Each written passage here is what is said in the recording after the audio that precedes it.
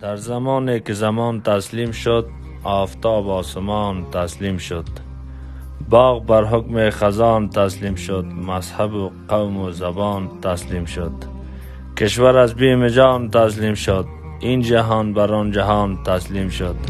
احمد مسعود پرچم را گرفت، هیبت تاجک عالم را گرفت.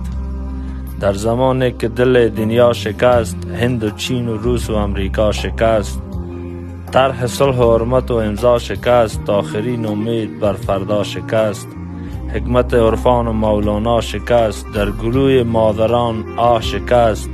احمد مسعود پرچم را گرفت، هیبت تاجک عالم را گرفت. چون امام قوم ایمان را فروخت، سرقمندانش قماندان را فروخت، افسر و سرباز و سربان را فروخت، کشور اردو و ارکان را فروخت، کابل و بلخ و بدخشان را فروخت، نازنینان خراسان را فروخت. احمد مسعود پرچم را گرفت، هیبت تاجک عالم را گرفت.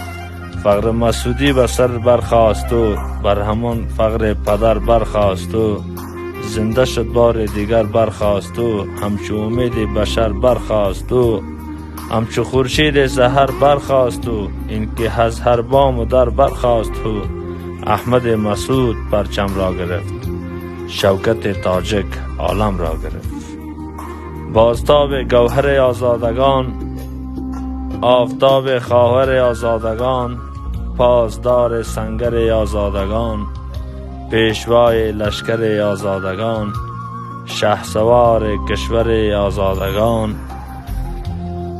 احمد مسعود پرچم را گرفت، شوکت تاجک عالم را گرفت. زنده باد آزادی.